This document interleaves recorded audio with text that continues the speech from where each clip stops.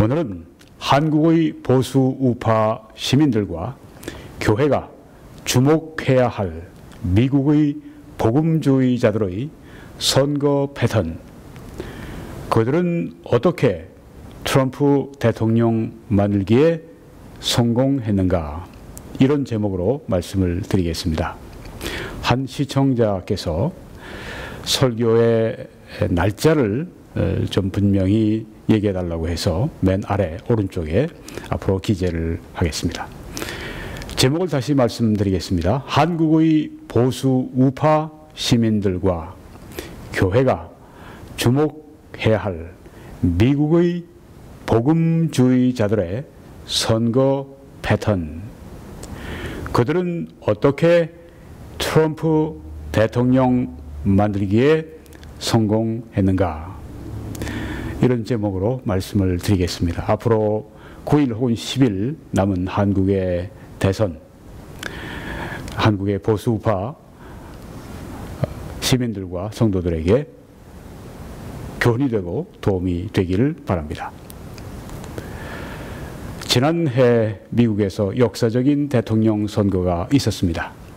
그때의 복음주의자들은 성경을 하나님의 말씀으로 믿고 있는 사람들이고, 예수 그리스도를 믿고 성령으로 거듭나고 중생했다고 그렇게 선언하는 사람들입니다.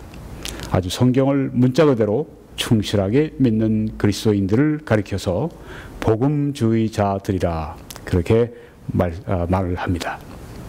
이 복음주의자들이 트럼프 당시 후보를 81%로 지지했고, 또 복음주의자들의 고작 16%만이 당시에 힐러리 클린턴 후보를 지지했습니다. 거의 4배에 육박하는 그런 압도적인 표차로 이 복음주의자들 사이에서 트럼프 후보가 지지를 받았는데, 그 단서가 되는 사건이 바로 이때입니다. 2016년 6월 21일입니다. 뉴욕에 지금 사진에 보이는 메리엇 호텔에서 당시 도널드 트럼프 후보가, 대통령 후보가 미국의 복음주의 지도자들 한 200여 명을 초청을 했습니다. 그리고 그들과 대화를 했습니다. 그들에게 이런 4가지의 약속을 했습니다. 첫 번째는 존슨 법안을 폐기하겠다, 그렇게 그런 약속을 했습니다. 존슨 법안은 교회가 사회적으로, 정치적으로 발언을 못하도록 아주 꽉 묶어놓은, 영향력을 아주 축소해버린 나쁜 법안입니다. 교회로 볼 때는 나쁜 법안입니다. 이걸 폐기하는데 앞장서겠다고 했습니다. 물론 복음주의자들이 반길 그런 약속이죠. 두 번째는 낙태를 반대하는 대법관만을 임명하겠다고 약속을 했습니다. 모든 복음주의자들은 낙태를 반대합니다. 세 번째는 종교적인 권리를 보호하겠다, 그렇게 약속을 했습니다. 직전에 오바마 정부에서는, 행정부에서는 이 기독교가 많이 이모저모로 박해를 받았습니다. 우리들에게 제약을 하고 또 벌칙을 주고, 그렇게 아주 지능적으로 기독교를 박해하는 그런 일들을 자행했습니다. 그런데 트럼프는 종교적인 권리를 마음껏 신앙의 자유를 누릴 수 있도록 그렇게 해주겠다고 보호 약속을 했습니다. 물론 우리들이 기뻐했던 그런 일이죠. 네 번째는 이스라엘을 지지하겠다, 그렇게 선언을 했습니다. 모든 그리스도인들, 복음주의자들은 이스라엘을 지지합니다. 신앙적인 이유 때문입니다. 이제 거기에 관해서 또 말씀을 드릴 것입니다. 이 4가지 약속을 진지하게 했습니다.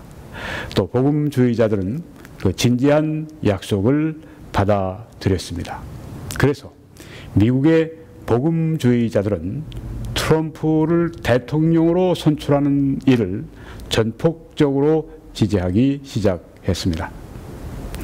여러분이 보시는 사진에 이 광경은 미국의 텍사스주에 있는 휴스턴시의 제2 침례교회 The Second Baptist Church 예배 주일낮 예배 광경입니다. 제가 직접 사진을 찍었습니다. 이런 분들이 다 미국의 복음주의자들입니다. 전폭적으로 트럼프를 대통령으로 당선시키는 일에 지지를 표명하기 시작했습니다. 왜? 교회가 성경에 따라서 믿는 바대로 함께 가치관을, 신앙의 가치관을 공유하겠다고 그렇게 트럼프가 약속을 했기 때문입니다. 저도 이런 지지하는 복음주의자들의 운동에 함께 동참을 해서 설교를 하기 시작했습니다. 작년 8월 7일에 저는 트럼프 대통령 선출과 미국과 세계 교회의 미래 전망이라고 하는 제목으로 첫 번째 미국의 대선과 관련된 트럼프를 지지하는, 강력히 지지하는 설교를 하기 시작했습니다. 그런데 그 다음에 또 3일 후에 이런 제목으로 설교를 했습니다. 트럼프의 대선 패배는 미국과 세계 교회에 심각한 악영향을 끼칠 것이다. 그리고 또 세 번째 말씀을 증거하도록 인도함을 받았습니다. 8월 24일입니다. 힐러리 클린턴을 복음주의자들이 지지하지 않는 성경적 이유에 대해서 설교했습니다. 특별히 주제는 힐러리 클린턴은 낙태를 아주 극단적으로 확대하는 그런 주장을 펴는 후보였었습니다. 복음주의자들 또 성경적인 입장과는 완전히 상반된, 아주 극상반된 입장을 달려가고 있었습니다. 그래서 왜 낙태가 성경적으로 잘못인지 그걸 설명하면서 이 제목으로 말씀을 전했습니다. 성경에 보게 되면은 어머니 뱃속에 있는 태아도 역시 생명입니다. 여러 가지로 성경의 여러 부분에서 태아가 하나님이 주신 생명, 우리와 동일한 생명이라고 하는 것을 말씀해 주고 있습니다. 그리고 성경은 살인하지 말라, 사람의 생명을 죽이지 말라, 해치지 말라고 그렇게 십계명에 말씀하셨습니다. 태아는 사람이고 사람을 살인하지 말라고 성경에 말씀했고, 그러니까 태아를 살해하는 것은 잘못이고 또 성경적인 표현을 쓰면 죄라고 하는 것입니다. 그리고 9월 23일 날 또 말씀을 증거했습니다. 트럼프의 친이스라엘 입장을, 트럼프가 이스라엘을 적극 지지하는데 그 트럼프의 친이스라엘 입장을 복음주의자들이 강력히 지지하는 성경적 이유라고 하는 제목으로 말씀을 드렸습니다. 왜 복음주의자들이 이스라엘을 축복하고 이스라엘이 잘 되길 원하고 이스라엘을 지지하는가? 그건 정치적인 이유가 아니라 먼저 성경적인 이유인 것입니다. 거기에 관해서 좀 더 말씀을 후에 드리겠습니다. 그리고 제가 10월 23일 날 한 달 정도 한국에 다녀온 후에 트럼프의 도덕성과 대통령으로서의 자격에 대해 그리스도인들은 어떻게 판단해야 하는가? 라고 하는 제목으로 설교를 했습니다. 그때 트럼프의 도덕성에 아주 큰 상체기를 내는 그런 이 녹음 파일 같은 것이 등장을 했었습니다. 그래서 많은 사람들이 딜레마에 빠졌었습니다. 트럼프 지지자들을 딜레마에 빠뜨린 그 사건. 그래서 제가 이 제목으로 설교를 한 것입니다. 그리고 또 나흘 후에 트럼프냐 클린턴이냐, 돌아온 탕자가 회개하지 않는 이세벨보다 낫다라고 하는 제목으로 설교를 했습니다. 돌아온 탕자는 트럼프를 말하고 회개하지 않는 이세벨은 힐러리 클린턴을 말합니다. 전에 이 트럼프 지금의 대통령은 도덕적으로 본의 안 되는 삶을 살았습니다. 문제가 꽤 있었습니다. 그렇지만 지금은 완전히 다른 모습을 보이고 있습니다. 회개를 한 것입니다. 또 작년 6월 초에 한 전도자가 그를 예수 그리스도 앞으로 인도했다고 하는 것을 공적으로 말을 했습니다. 돌아온 탕자입니다. 그렇지만 힐러리는 태아들을 낙태하는, 또 원색적인 표현을 쓰면 죽이는 그 일을 아주 앞장서서 했습니다. 성경의 입장과는 완전히 반하는 그런 길을 걸어가고 있습니다. 그래서 회개하지 않는 이세벨로 제가 비유를 했었습니다. 11월 8일 날 트럼프 대통령 당선이 확정이 됐습니다. 그 다음 날 저는 또 트럼프 정부의 성공을 위한 9가지 기도 제목이라고 하는 제목으로 설교를 했습니다. 이처럼 오랫동안 여러 번 설교를 하게 되리라고는 꿈에도 제가 생각을 못했습니다. 하나님의 인도가 아니었으면 어떻게 이렇게 할 수 있었겠습니까? 아마 저와 같이 지속적으로 이렇게 그 트럼프 대통령 선출을 위해서 설교를 한 사람은 백인 목사님들 가운데도 또 다른 비백인 목사님들 가운데도 아마 없을 것이다, 그렇게 생각이 됩니다. 그리고 금년 1월 20일에 트럼프 미국 대통령 취임식이 있었습니다. 45대 대통령이 미국의 대통령이 되었습니다. 그리고 다음 날 트럼프 대통령 취임을 통해 바라본 미국과 한국의 교회 및 사회의 장래라고 하는 제목으로 또 설교를 했습니다.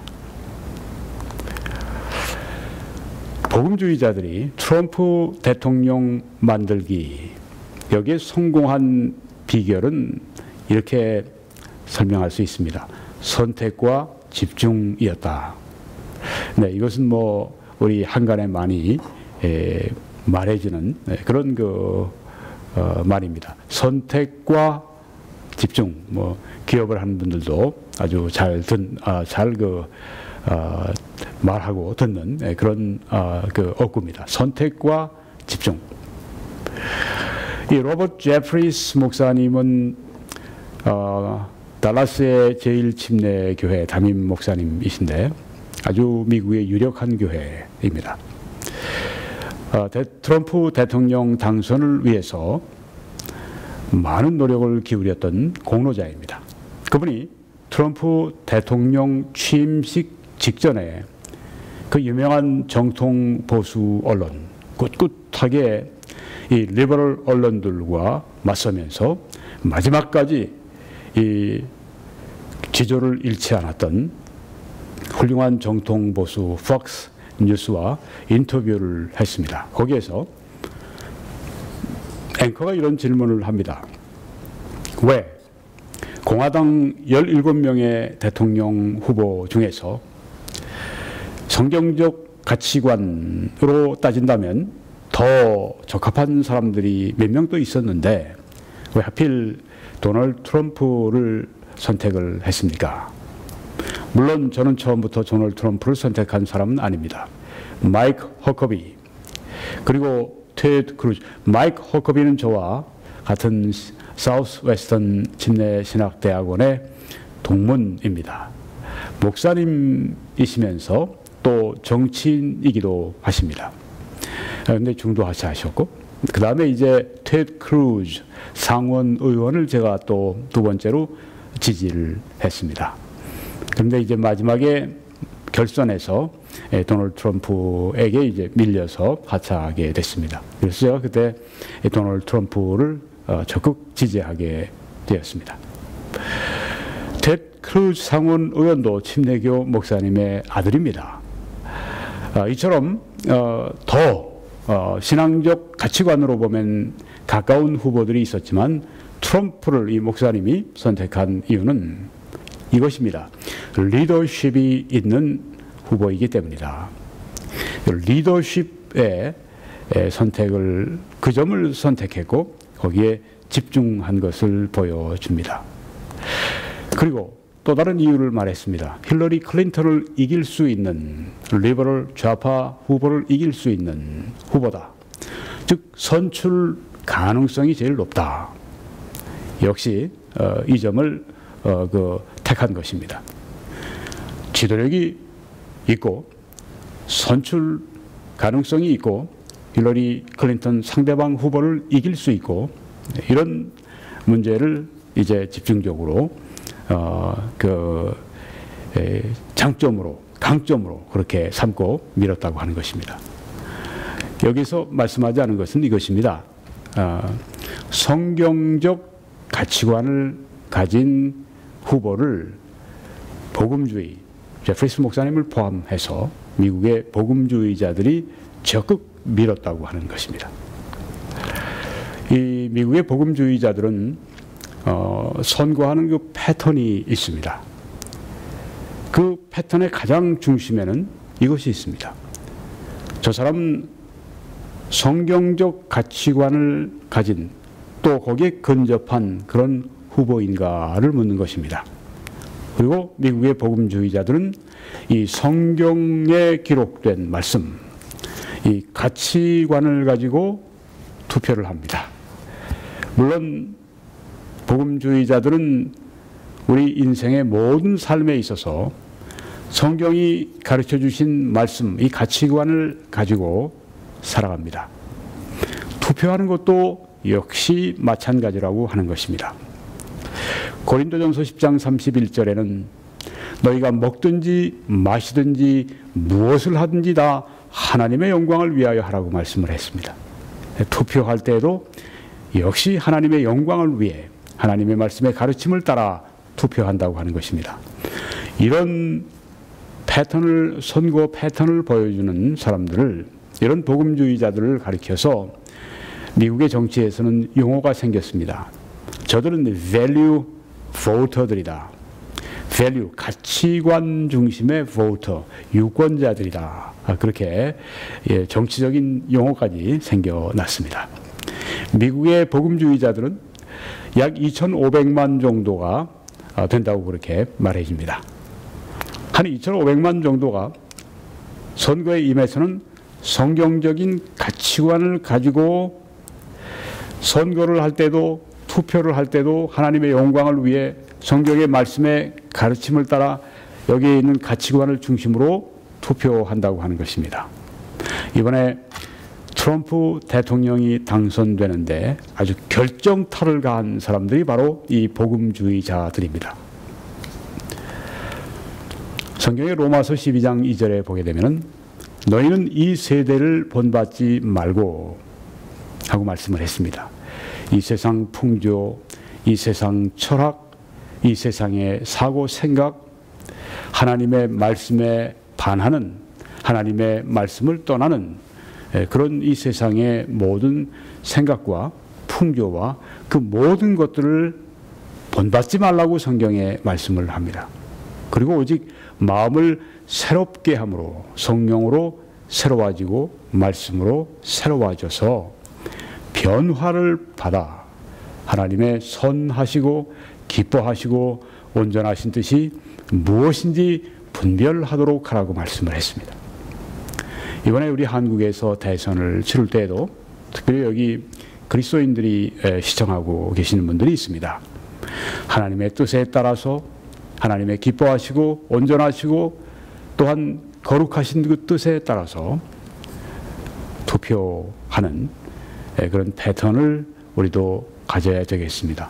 우리 한국교회도 미국의 복음주의자들처럼 성경적 가치관을 가지고 투표하는, 그래서 한국의 이 정치 용어 가운데도 value voter, 가치관 중심의 유권자라고 하는 그런 용어가 생겨나기를 바랍니다.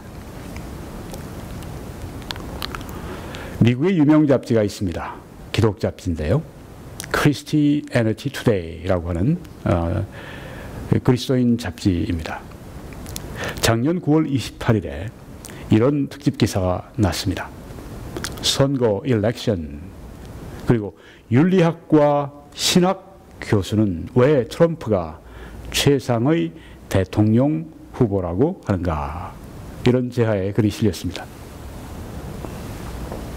흥미롭습니다. 윤리학과 신학 교수가 왜 말썽이 많다고 하는 트럼프가 최상의 대통령 후보라고 하는가. 네, 윤리학과 신학 교수는 트럼프 후보를 지지한다. 노먼 L. 가이슬러, PhD. 이 왼쪽의 사진의 노먼 가이슬러 박사님은 미국의 그 교회 복음주의의 아주 석학입니다. 대학자입니다.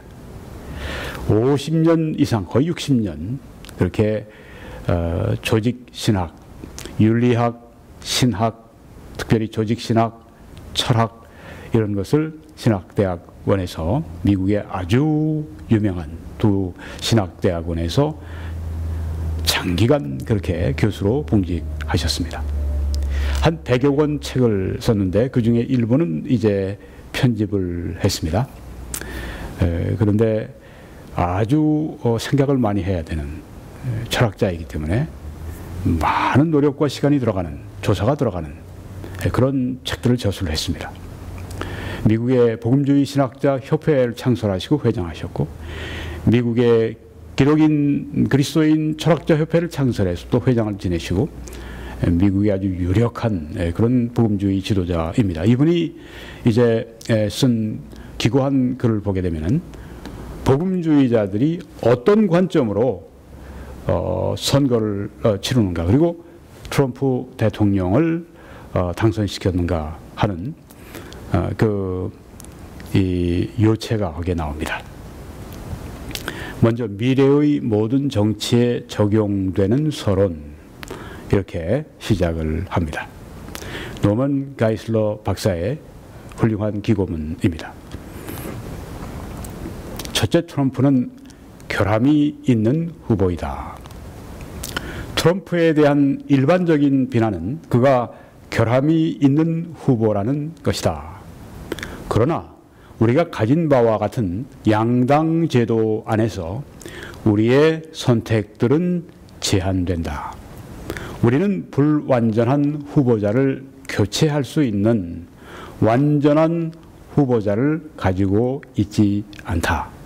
사실상 완전한 후보자는 아무도 없다. 네, 모두가 다 불완전한 사람, 불완전한 후보자들입니다. 예수님이 출마하신 것이 아니다. 네, 완전한 후보자는 없다는 얘기입니다. 우리는 오직 불완전한 후보자들을 가지고 있으며 그들 중에서 뽑아야 한다. 네, 뭐 트럼프가 불완전하다. 네, 뭐 결점이 있다. 다 그렇다는 얘기입니다. 그러나 어떤 사람들은 다른 사람들보다 더 불완전하다. 두 번째, 두 개의 악 가운데 덜한 악. 악이 둘이 있는데 그 중에 덜한 악. 정치나 삶에서 우리는 종종 소위 두 개의 악 중에서 좀 덜한 것을 택해야 한다. 그래서 두 대통령 후보들이 부정적인 면들을 양쪽이 다 많이 가지고 있을 때 우리는 약점이 덜한 후보, 부정적인 면이 덜한 후보를 택해야 한다 하는 것입니다. 일전에 한 친구가 그의 고민을 알려진 마귀와 미심쩍은 마녀 중 하나를 선택한 것으로 묘사했다. 어떤 친구가 와서 이제 노먼 가이슬러 박사에게 알려진 마귀, 우리 이번에 대통령 후보 가운데 한 사람은 알려진 마귀다. known devil. 다 아는 마귀다. 누굴 가리키나? 힐러리 클린턴을 가리켜서 하는 말입니다. 또 아주 수상쩍은 그런 doubtful, 아주 수상쩍은 마녀다. 미심쩍은 마녀다. 누구를 가리킵니까? 네, 도널드 트럼프를 가리킵니다. 한 번도 정치를 안 해본 사람이니까. 네, 그렇지만 하여튼 미심쩍은 마녀다. 이 둘 중에 하나, 알려진 마귀를 택해야 되는가, 아니면 잘 모르는 미심쩍은 마녀를 택해야 되겠는가? 둘 중에 하나. 작년에 미국의 유권자들이 대통령 선거하면서 그런 고민을 했다고 하는 것입니다. 만약 사실이 그렇다면 우리는 미심쩍은 마녀를 택해야 한다. 네. 마귀보다는 마녀를, 네. 알려진 마귀보다는 아직 잘 모르지만 하여튼 미심쩍지만 하여튼 그 마녀를 택해야 한다. 네. 도널드 트럼프를 택해야 한다. 네. 그렇게 말을 한 것입니다. 세 번째, 더 훌륭한 길.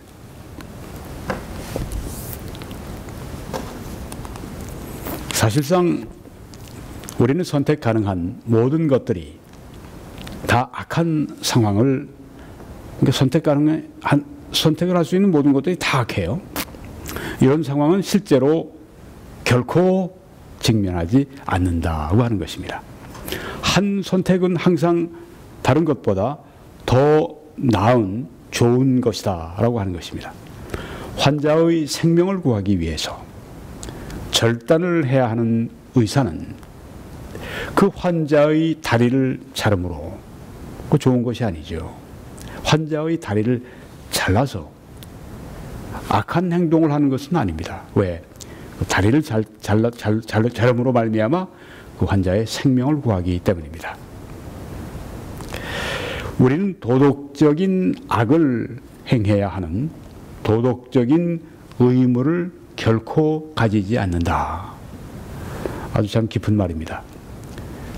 우리가 도덕적인 악을 행해야 하는, 행할 수밖에 없는 그런 도덕적 의무는 결코 없다고 하는 것입니다. 따라서 대선 경쟁에서 우리의 선택은 결코 두 악 가운데 있는 것이 아니다 하는 것입니다. 둘 다 악인데 둘 중에 하나를 택하는 그런 것이 아니다. 그것은 누가 더 나은 후보인가, 누가 더 나은 좋은 후보인가를 선택하는 것이다 라고 하는 것입니다. 대통령 선거의 두 악 중에 덜한 악을, 차악을 선택하는 그런 문제는 아니라고 하는 것입니다. 그러나 우리가 이것을 결정하기 전에 우리는 책임을 회피하는, 달리 얘기하면 포기하려는 솔깃한 대안을 피해야 한다. 이렇게 결정하기 어려울 때는 그냥 아무 결정도 내리지 않는, 책임을 회피하는, 포기하는 아주 솔깃한 대안을 피해야 한다고 하는 것입니다. 그래서 네 번째, 집에 머무는 것은 도움이 되지 않는다고 하는 것입니다. 선거 당일날 투표소에 가지는 않고 그냥 집에 머물러서 그냥 휴일로 보냅니다. 이것은 도움이 되지 않는다. 투표하지 않는 것은 비겁하게 도망치는 것이다. 책임에서 도망치는 것이다. 이것은 나쁜 상황에서일지라도, 나쁜 상황에서조차 우리의 최선을 다하도록, 어렵고 나쁜 상황에서도 우리의 최선을 다하도록 하나님이 주신 책임을 져버리는 것이다 라고 하는 것입니다. 다섯 번째, 서론에서 권력은 부패한다고 하는 것입니다. 우리의 건국자들, 즉 미국의 건국자들은 권력은 부패하고 절대적인 권력은 절대적으로 부패한다는 것을 믿었다. 이것이 그들이 우리의 제도 안에 견제와 균형을 만들어 놓은 이유인 것이다. Checks and balances 라고 하는 말을 우리가 잘 씁니다. 견제와 균형. 권력이 부패하기 때문에. 우리는 양당 제도를 가지고 있어서 주들이, 미국에 50개의 주가 있습니다. 그 주들이 선거들을 소환할 수 있고, 이 선거가 잘못되었다, 다시 개수하라, 취소다, 이런 일을 할 수 있습니다. 시민들이 나쁜 후보자들을 탄핵할 수 있다. 주요한 견제는 이렇게 탄핵하고 이런 것들이 이제 견제인데, 주요한 견제는 국민인 우리이다. 후보자들은 그들의 직책에 기한이 있고, 그게 바로 제한을 주는 것, 견제라고 하는 것이죠.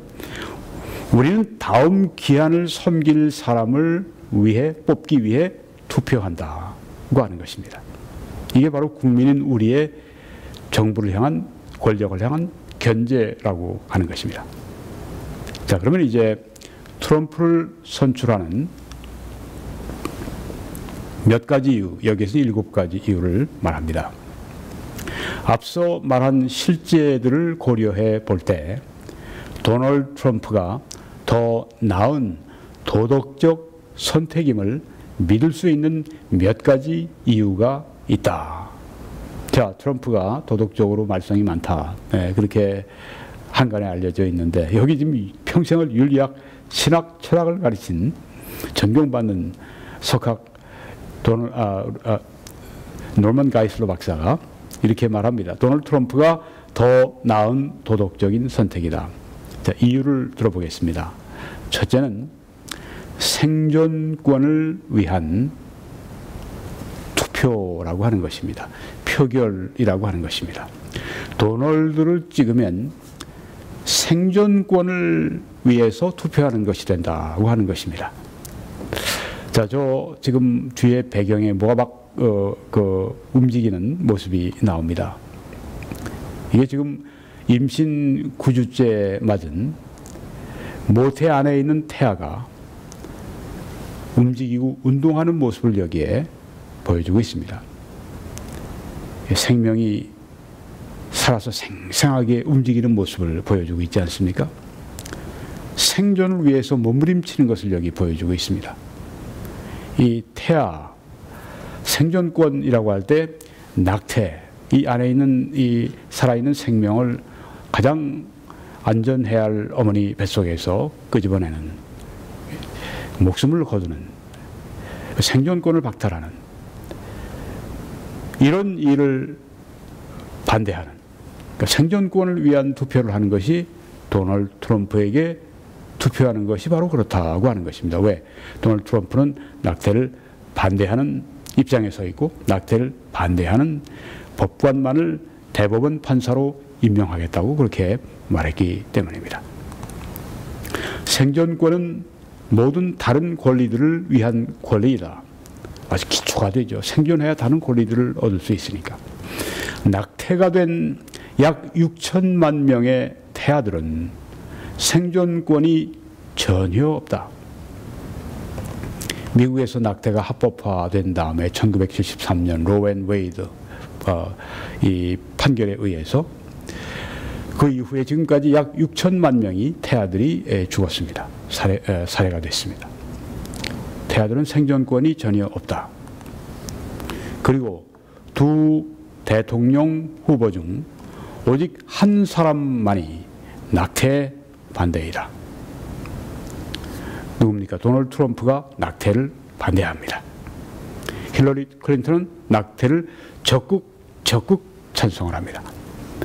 모든 사람들의 생존권을 보호하는 것이 가장 중요한 권리이므로 다른 모든 권리를 위한 권리, 생존권. 도널드 트럼프를 위해 표결한 것은 분명히 우리가 던질 수 있는 가장 중요한 표들 중 하나인 것이다. 그래서 한국의 그리스도인들도 또 모든 양심적인 그 보수우파 시민들은 낙태 반대를 지지한 후보를 택하고 그에게 표를 던져야 할 것이라고 하는 것입니다. 자, 두 번째는 왜 트럼프에게 표를 주느냐? 그것은 국가 안보를 위한 표결이기 때문이다 하는 것입니다. 정부가 국민들을 위하여 할 수 있는 가장 중요한 것 중 하나는 행복을 추구하는 하나님이 주신 권리를 보호하는 것이다. 행복을 추구하는 권리, 하나님이 주신 권리, 이것을 해주는 것이 정부다. 이것은 우리의 국가 탄생 증명서, 즉 독립선언서에 선언되어 있는 것이다. 선언하는 것이다. 그렇게 말했습니다. 뒤에 이제 배경이 독립선언서입니다. 그리고 모든 사람이 중요하기 때문에, 또한 모든 사람들은 평등하게 창조되었기 때문에, 이게 성경의 가르침이 아니겠습니까? 하나님은 사람을 차별하지 않으신다고 말씀을 분명히 성경에 하고 있습니다. 모든 사람이 중요하고 모든 사람들이 평등하게 창조되었기 때문에 우리는 우리 자신을 보호할 수 있도록 총기를 소지할 수 있는 우리의 헌법적 권리를 보호해야 한다. 뒤에 있는 것이 이제 미국의 이 헌법 처음에 작성했던 이 헌법인데요, 헌법 초안인데요. 미국 사람들은 이 총기를 소지하고 있는 것은 자신을 보호하는 악한 사람들로부터, 강도들로부터, 도적으로부터 자신을 보호할 수 있는 그런 수단으로 여깁니다. 그래서 이런 말을 지금 하고 있는 것입니다. 이것은 강력한 경찰력과 공정한 사법제도와 더불어 우리를 보호하고 모든 사람들을 위한 정의를 보장하도록 돕는다. 네, 국가의 안보를 여기에 지금 강조하고 있습니다. 거기에는 강력한 경찰력이 있어야 되고, 공정한 사법제도가 있어야 되고, 또 개인이 총기를 소지할 수 있어야 하고, 또 미국의 이 군대를 아주 강하게 만드는, 그래서 국방 예산을 많이 편성하고 또 군인들에 대해서 아주 우대하는 그런 정책을 미국이 펴고 있는데, 이게 다 국가의 안보를 위한 것이라고 하는 것입니다. 이것은 법과 질서와 더불어 시작한다. 법치. 왜냐하면 무정부 상태에서는 안전이 전혀 없기 때문이다. 소말리아 같은 데 보십시오. 아프리카의 어떤 나라들을 보십시오. 얼마나 살기에 흉흉합니까? 무정부 상태이기 때문입니다. 법과 질서가 없기 때문입니다. 선진국일수록 법과 질서가 잘 잡혀 있습니다. 도널드 트럼프는 우리의 사회를 강하게 하는 것을 돕고 모든 사람들을 위한 자유와 정의를 부여하는 법과 질서를 위한 후보가 될 것을 약속한다. 법치주의를 높이 떠받드는 자유와 정의를 법과 질서를 통해서 부여하는 그런 대통령이 되겠다고 그렇게 약속한다고 하는 것입니다. 그래서 이 도널드 트럼프에게 표를 던지는 것은 바로 국가의 안보를 위해서 표를 던지는 것이다. 우리들도, 한국의 보수 우파 시민들도, 한국 교회도 역시 국가의 안위, 국가의 안보, 여기에 역점을 두고 우리가 투표를 해야 할 줄 믿습니다. 세 번째는 국제적인 존경을 위한 표결. 도널드 트럼프를 뽑으면 그것은 우리가 국제적인 존경을 받는 그런 위치에 이르게 되는 그런 표결을 하는 것이다. 뒤에 이제 뉴욕 전경이 보이고 있습니다. 아무도 하나의 섬이 아니다 라는 말이 있습니다. 다 연결돼 있지. 육지처럼 연결돼 있지. 동떨어진 아주 고립된 섬이 아니다. 그런 뜻입니다. 그런 말은 우리의 국가뿐 아니라 그 안에 살고 있는 개인들에게도 적용된다. 축소되는 세상에서, 아주 좁아지는 그런 세상에서 고립주의는 더 이상 실제적인 선택권이 아니다. 트럼프가 그 고립주의를 지향한다, 그렇지 않습니다. 그렇지 않은 걸 이번 북한을 다루는 문제를 통해서 보면 잘 알 수가 있죠. 미국은 그의 적들이나 심지어 그의 친구들에 의해 더 이상 두려움의 대상이 되지 않는다. 오바마 행정부 때 그렇게 되었습니다. 너무 약골로 그렇게 이 정치를 하고 국제 정치를 하다가 보니까 적들이 미국의 적이나 미국의 친구들이나 다 미국을 우습게 생각을 했습니다. 종이 호랑이로 봤습니다. 중동에 있는 그들 중 가장 주된 나라는 이스라엘이다. 중동에 있는 그 친구들 가운데 그런 말입니다. 이스라엘이다. 오래전에 하나님은 이스라엘을 축복하는 자들에게 복을 주시겠다고 약속하셨다. 이스라엘과 무슨 정치적인 혹은 혈연적인 그런 관계가 전혀 없습니다. 미국 사람들이 그런 사람이 일부 있겠지만은 여기 노먼 가이슬러 같은 분은 독일계 미국인인데 전혀 혈연적으로 오히려 이스라엘과 전에 독일이 앙숙이었을 때 생각해 보면 그런데 이스라엘을 그렇게 지지합니다. 왜? 여기 지금 이 말씀 때문입니다. 창세기 12장 3절에 아브라함에게 즉 그러니까 그의 후손인 이스라엘에게 하신 약속입니다. 너를 아브라함과 아브라함의 후손들을 축복하는 자에게는 내가 복을 내리고 너를 저주하는 자에게는 내가 저주하리니. 이스라엘을 축복하면 이스라엘을 지지하면 하나님의 복이 임한다고 말씀했기 때문입니다. 그래서 우리가 그리스도인들이 이스라엘을 지지하고 한국 정부가 이스라엘을 지지하는 정부가 되기를 바랍니다. 또 이스라엘을 지지하는 그런 그런 대통령을 우리가 또한 선출하는 것이 하나님의 복을 받는 길이기도 합니다. 그러나 최근에 우리는 이스라엘의 멸망을 위해 전념하는 한 나라 어디입니까? 이란입니다. 이란을 지원하고 있다. 이란 페르시아입니다. 옛날에 메데 바사 제국인데요. 오바마 행정부 때 그렇게 했었죠. 그래서 친이란 반이스라엘.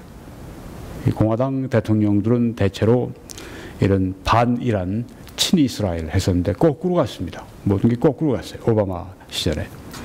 트럼프는 이러한 자멸의 길을 뒤바꾸겠다고 약속했다. 하나님이 저주하시는 길을 왜 가겠습니까? 축복의 길로 가겠다고 그렇게 약속을 했다고 하는 것입니다.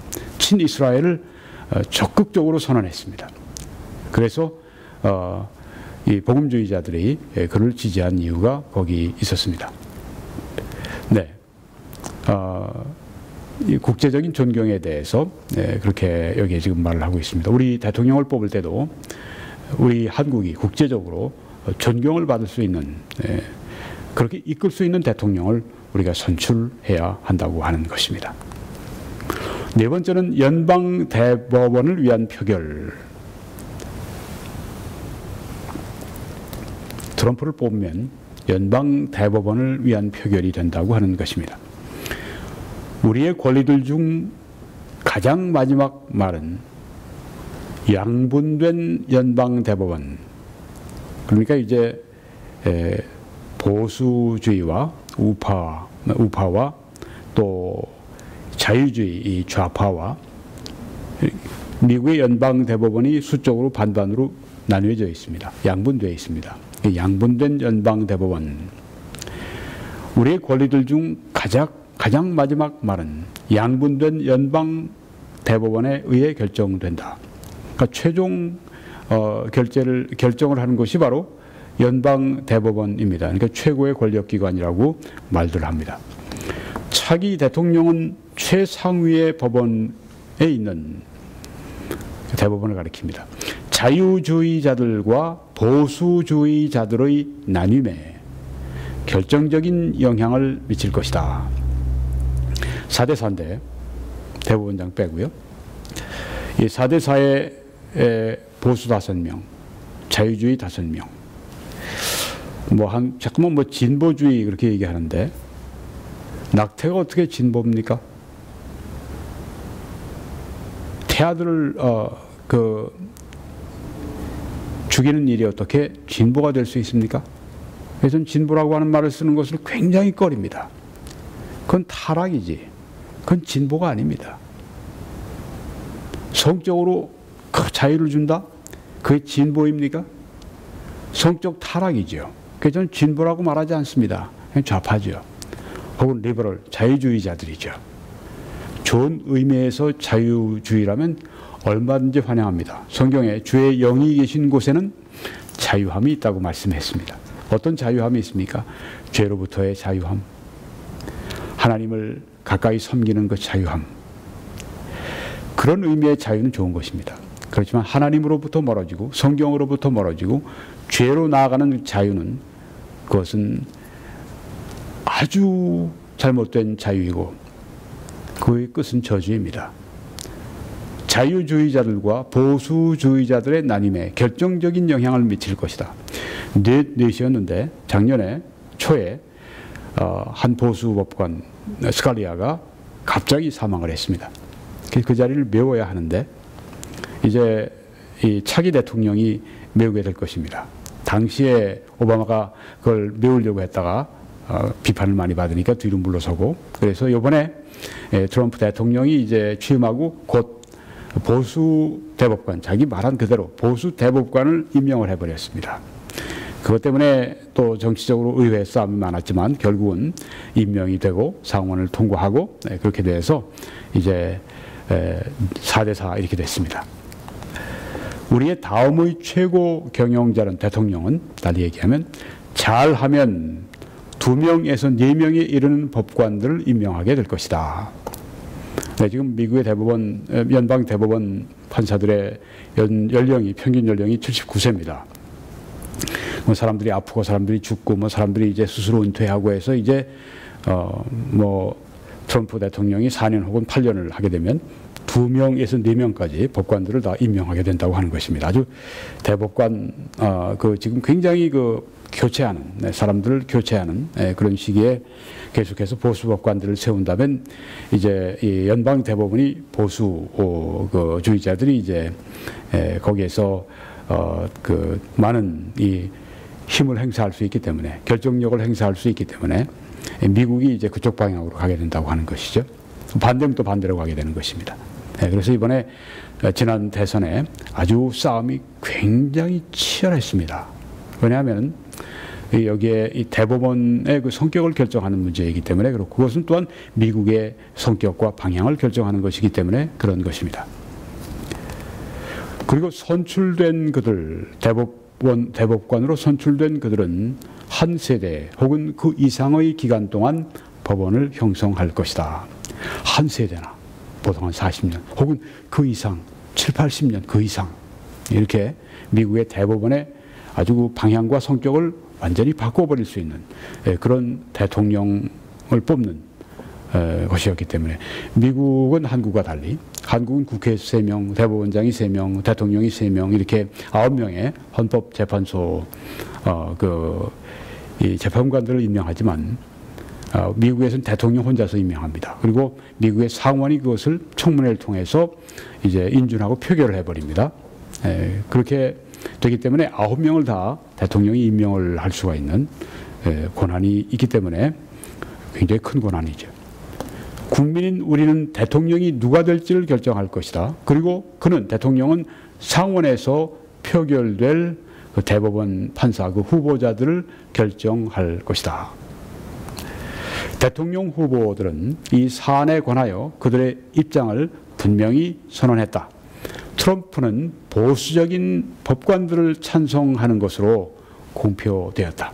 이로 인해 나는 트럼프를 지지한다. 트럼프를 지지하는 것은 연방 대법원이 보수적인 연방 대법원으로 성경적인 가치관을 그렇게 이제 높이 들어줄 그런 대법원으로 그렇게 바꾸는, 또 건전한 보수파의 그런 이 생각으로 결정을 하는 그런 대법원을 만드는 그 일이기 때문에 트럼프의 트럼프를 투표했다, 뽑았다, 그런 이야기입니다. 5번째는 종교적인 자유를 위한 표결입니다. 아까 제가 그 뉴욕의 메리어트 호텔에서 복음주의 지도자들 200여 명을 만나서 이 트럼프 후보가 종교적인 자유를 보장해준다, 보호해주겠다, 이렇게 말을 했습니다. 약속했습니다. 자, 그래서 트럼프를 찍는 것은 종교적인 자유를 위한 표결이다 하는 것입니다. 종교의 권리가 헌법의 수정 제1조에 의해 보호를 받는 것은 우연이 아니다. 미국 헌법 수정 제1조에 종교의 자유가 있습니다. 이것은 일반적으로 종교를 촉진하면서도 정부가 종교를 촉진해 주는 것, 그 좋은 일입니다. 종교는 사회의 선을 행하는 것이기 때문에, 국가의 선을 행하는 것이기 때문에 정부가 촉진하는 것은 아주 좋은 것입니다. 지금 미군의 상당수가 그리스도인들입니다. 그들은 아주 국가에 대한 충성심을 가지고 그렇게 군 복무를 합니다. 종교를 촉진하는 것 정부에는 아주 유익한 일입니다. 물론 이단 종교 같은 거 했다가는 큰 문제가 되죠. 모든 사람들을 위한 하나의 국가적 종교를 가지는 것을 반대한다. 네, 미국의 수정헌법 1조에 나와 있는 종교의 자유는 일반적으로는 정부가 종교를 촉진하지만 모든 국민 모두를 위한 하나의 국가적 종교, 그게 기독교일지라도 그 하나의 국가적 종교를 가지는 것을 반대한다 하는 것입니다. 이걸 가지고 잘못 해석해서 종교와 정치의 분리, 뭔가 이렇게 목사들이 정치적인 발언을 하게 되면 정치와 종교가 분리되는 건 모릅니까? 아주 이렇게 강경하게 얘기하는 사람들이 있습니다. 분리가 되는 것도 있지만 또 우리가 공통으로 함께 가지고 있는 공통 분모가 많이 있죠. 도덕의 문제가 그렇습니다. 또 국가의 안위, 안보 문제가 역시 그렇습니다. 1787년에 제정된 노스 웨스트 조례 제3장은 종교와 도덕성과 지식은 좋은 정부를 위해 필수적인 것이라고 선언한다. 아주 참 좋은 조례네요. 종교와 건전한 종교를 말하죠. 기독교는 말할 것도 없고, 종교와 기독교를 종교라고 생각지 않고, 그렇게 거기에 포함시키는 것을 원치 않는 그런 분들이 있는데 제가 충분히 이해합니다. 저도 사실 동의합니다. 종교와 도덕성과 지식, 이것은 좋은 정부를 위해 필수적이다, 이렇게 선언을 했습니다. 아주 건전한 그런 생각이고 사상입니다. 최근의 자유주의적 정책들은 오바마 행정부 이런 때 자유주의적 행정부, 아주 방임, 도덕적 방임주의, 이런 것들, 정책들은 이 두 가지 것들을 분리시키고, 즉 이 정치와 종교를 완전히 분리시켜 버립니다. 어떻게 도덕을 정치로부터 분리시킬 수 있겠습니까? 어떻게 도덕을 종교로부터 분리시킬 수가 있겠습니까? 억지로 뛰는 것입니다. 분리시키고 잘못된 것입니다. 이 자유주의 정책들은 종교의 자유를 종교로부터의 자유로 완전히 바꾸고 있다. 완전히 이 본말이 전도가 된 것이죠. 종교의 자유, 자유스럽게 신앙의 자유를 누리는 것을 말하는데, 그게 아니라 종교 자체로부터 자유하는, 무신론, 이 오바마 행정부 때 무신론자들이 많이 증가했어요, 미국에. 종교로부터의 자유를. 그래서 리버럴 정책을, 그래서 좌파의 정책을 따르지 않고 반대하는, 복음주의자들이 반대하는, 또 미국의 우파 시민들이 반대하는 이유가 거기 있습니다. 트럼프 후보는 이것을 바꾸기를 원한다고 선언했지만 다른 후보는 그렇지 않다. 종교로부터의 자유, 아주 무신론으로 가는 길, 이걸 바꿔버리겠다, 그렇게 선언했지만 다른 후보는 그렇지 않죠. 왜? 리버럴 사상을 가지고 있기 때문에, 우리말로 하면 좌파적인 사상을 가지고 있기 때문에 그렇습니다. 한국에서는 대통령 후보들이 이것을 표현을 안 할지 몰라도 좌파 후보에게는 이런 동일한 종류의 리버럴 생각이 그들의 마음 안에 가득 차 있습니다. 표현을 하지 않을 뿐이고, 또 표현을 해도 그게 임기응변식으로 마스크로서 표를 얻기 위해서 하는 것이죠. 그걸 주의해야 됩니다. 이번에 대통령 후보들도 저 사람의 아주 핵심을 꿰뚫어야 됩니다. 저 사람이 가지고 있는 사상, 저 사람이 가지고 있는 철학을 분명히 파악해야 됩니다. 그리고 그걸 가지고 판단해야지, 그 사람의 말 가지고, 임기응변식 말 가지고 판단하면 속습니다. 여섯 번째, 트럼프에게 표를 주는 것은 국가의 번영을 위해 표결하는 것이다. 독립선언서에 있는, 미국의 독립선언서에 있는 행복을 추구하는 권리와 제4조 및 제5조 수정조항에 있는 재산에 대한 권리에 매여 있는 것이, 행복 추구 권리, 또 재산에 대한 권리, 이것에 이렇게 아주 그 밀착되어 있는 것이 우리의 국가적 번영에 이르는 길이다. 대통령의 어떤 정책들은, 여긴 오바마입니다, 이러한 목표들을 잘 촉진하고 있지만 다른 것들은 그렇지 않다. 비판이 있고 칭찬도 있습니다. 그런데 세금과 규제들과 예산의 균형 및 이민에 관한 트럼프의 정책들은 그의 경쟁자들에 비해 국가적 번영을 더욱 촉진할 것으로 보인다. 요새 트럼프의 그 이민 정책 때문에 왈가왈부 말이 많습니다. 한국에서도 그렇고요. 근데 한국이 미국에 지금 당하는 입장을 당한다면 아마 한국 사람들도 트럼프와 동일한 그런 입장을 취할 것입니다. 저 중미로부터 그리고 멕시코로부터 이 미국으로 불법 이민에 들어오는 숫자가 얼마나 많은지 미국이 감당할 수 없을 정도가 되니까 벽을 세우겠다, 그렇게 강경 조치를 지금 발동을 하고 있는 것인데요. 밀 입국자가 수도 없이 계속 들어와서 안에서 범죄를 저지르고 또 안에 미국의 노동자들의 이 일자리를 뺏어가고 그렇게 해서 미국 사람들이 못 살게 되고, 이걸 한국에 적용해 보십시오. 그럼 한국에서 우리가 그냥 가만히 있겠습니까? 분명히 불법 이민자들에 대해서 뭔가 단호한 조치를 취하게 되지 않겠습니까? 미국에 불법 이민자가 와서, 불법 체류자가 와서 그 시민을 살해하고 그런 일이 있었습니다. 그런데 오히려 리버럴 좌파에서는 그런 사람들을 보호하는 생츄어리 시티라고 하는, 샌프란시스코가 그런 데입니다. 그래서 그들을 보호해주는, 그 범죄자들을 보호해주는 그런 도시가 되겠다고 선언을 합니다. 이것이 바로 트럼프 대통령이 노하는 것입니다. 그리고 그들과 더불어 싸움하게 되는 것이 지금의 미국의 현실입니다. 이것을 이해할 필요가 있습니다. 트럼프는 입증된 일자리 창출자이고 늘 기업하면서 많은 사람을 일자리를 준 사람이고, 그의 경쟁자 힐러리 클린턴은 그렇지 않다. 그렇죠. 그래서 이 트럼프에게 표를 주는 것은 바로 국가적인 번영에 이르는 그 표결을 하는 것이다. 그리고 7번째로 국가적인 부패와 맞서는 표결이다. 트럼프에게 표를 던지는 것은 국가적인 부패와 맞서는 표결을 하는 것이다.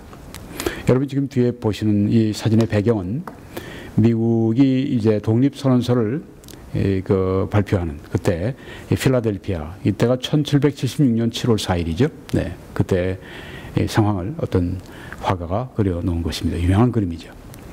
미국의 건국자들이 권력은 부패하고 절대적인 권력은 절대적으로 부패한다는 것을 믿었기 때문에 정부 위에 제한이 놓여져야 한다고 하는 것입니다. 권력이 부패하기 때문에, 절대 권력이 절대적으로 부패하기 때문에 그 정부를 제한해야 된다. 그래서 작은 정부, 너무 규제하고 너무 많이 통치하고 너무 많이 힘을 가지고 너무 이 민간 국민들을 너무 아주 이렇게 강압적으로 이렇게 다스리는 그런 정부 말고 작은 정부를 말하는 것입니다. 최소한의 작은 정부. 또 규제들도 덜한 규제들, 규제를 좀 풀어주고, 기업들이 활동하기 좋게 규제를 풀어주고, 물론 지나친 걸 말하는 건 아닙니다. 네, 규제를 풀어주고, 그래야 기업 활동이 움직이고, 그래야 이 왕성해져야 일자리가 생겨나고, 그 일자리가 생겨나야 경제가 일어나고 성장이 일어나고 더 많은 사람이 잘 살게 되고, 작은 정부 또 규제를 풀고, 이게 뭐 보수 우파의 아주 기조가 되는 철학입니다. 또 교육에 대해서 지역과 주 정부의 통제는, 교육을 연방 차원에서 그렇게 획일적으로 하기보다 지역이나 주정부가 그것을 통제하도록, 그렇게 하면 이제 정부의 권한이 축소가 됨으로 말미암아서 그만큼 더 정부의 권력이 부패한 권력이 이 국민들에게 미치지 못한다. 그만큼 정부의 권력을 제한한다. 그런 뜻입니다. 국가적인 부패에 맞서는 일을 도울 것이다. 나는 트럼프의 명시된 정책들은 힐러리의 자유주의적 정책보다 트럼프의 이런 명시된 정책들이 우리의 국민의 헌법적 권리를 충족시켜주는 것에 있어서 훨씬 더 힐러리 클린턴의 자유주의적인 그런 정책보다 훨씬 더 낫다고 믿는다고 하는 것입니다. 그러니까 힐러리 클린턴 미국의 리버럴 미국의 좌파들은 이 정부가 하는 일을 많이 늘리려고 하죠. 그래서 무상 증여도 많이 하려고 하고 또 이렇게 해서 정부가 사람들을 많이 돕게 하려고 합니다. 사람들을 많이 돕는 건 좋아요. 그렇지만 그 사람들이 정부에 의존하고 의타적이 되고 자립심을 갖지 못하고 그렇게 만드는 것은 도리어 양쪽이 다 실패하는 일이 된다고 하는 것입니다. 그래서 이제 보수 우파에서는 자립을 강조하죠. 그래서 땀, 노력, 자립 이런 것들을 그 절제 이런 것들을 이 보수 우파가 강조하는 반면에 이 좌파에서는 뭐 퍼주고 도와주고 이런 걸 많이 합니다. 그러다가 이제 남미 같은 나라들이 그렇게 가난하게 됐고 필리핀이 그렇게 됐고 또 저게 지금 여러 유럽에 있는 그 그리스 같은 나라도 역시 그렇게 됐고 좌파가 계속 그 풀어놓기 시작하면은 결국 나라의 곳간에 아주 드러나는 아주 동이 나는 그래서 아주 전체적으로도 가난해지는 저 북쪽이 아주 대표적인 북한이 대표적인 좌파의 극단 좌파죠. 공산주의. 그래서 함께 다 가난하게 살아가는 가난한 자들의 이 나라가 되어버리는 그런 전락을 하게 된다고 하는 것입니다.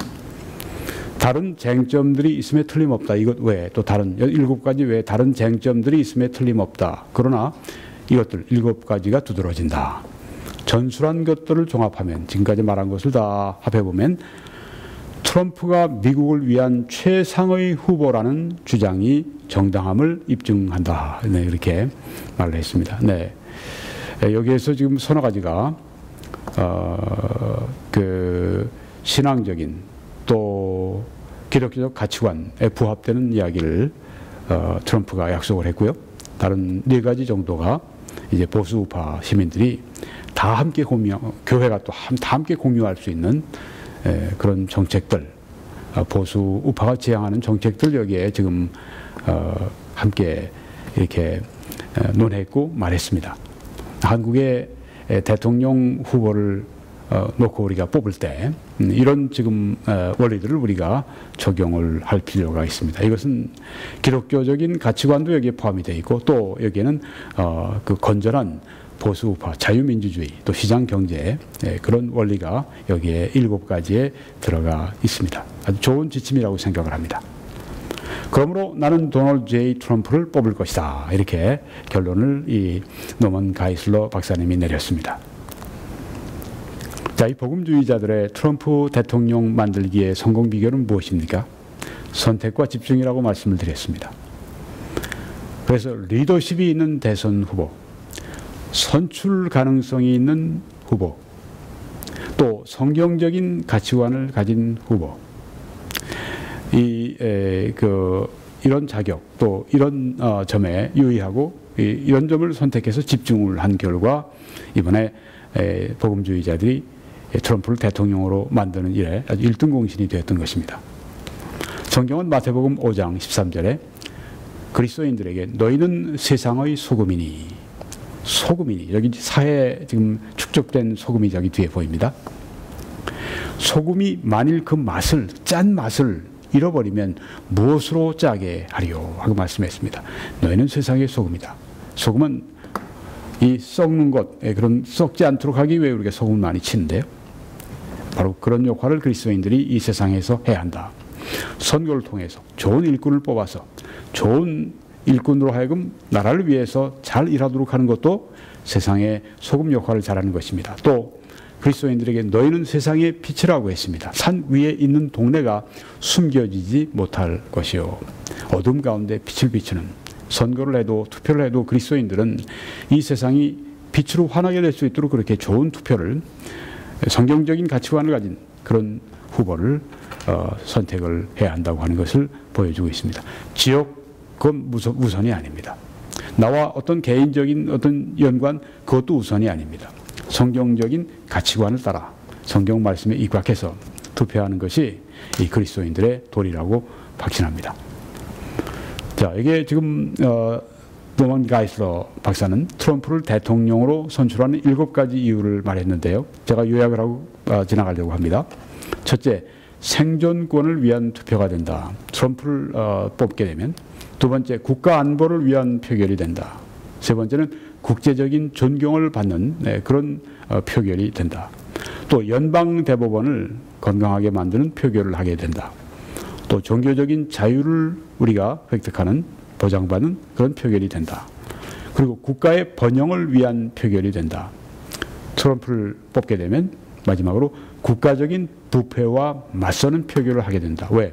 국가의 권력을 스스로가 축소해가면서 작은 정부를 지향해가는 그런 보수 우파의 그런 그 철학을 적용할 것이기 때문에, 따를 것이기 때문에 그렇다고 하는 것입니다. 오늘 한국의 보수 우파 시민들과 한국 교회가 주목해야 할 미국의 복음주의자들의 선거 패턴, 그들은 어떻게 트럼프 대통령 만들기에 성공했는가, 이런 주제로 말씀을 드렸습니다. 여러분 가운데 아직까지 구원받지 않으신 분들이 계십니다. 예수 그리스도를 믿지 않는 분들이 계십니다. 오늘 회개하시고 예수님을 여러분의 개인과 구주로 영접하십시오. 예수님은, 하나님은 여러분의 모든 필요에 해답이 되어 주십니다. 이제 여러분 www.21church.com으로 들어오셔서 다른 설교들을 시청해 주시고, 이 사역을 위해서 여러분들이 기도해 주시고 동영상을 알려주시고 또 선교 헌금으로 재정적으로 저희들 후원해 주시기를 간절히 바랍니다. 왼쪽에 메뉴의 맨 아래 보시면 거기에 선교 헌금란에 클릭하시면 모든 필요한 정보가 들어있습니다. 여러분이 그렇게 해주실 때 하나님의 놀라우신 축복이 함께 하시기를 간절히 축원합니다.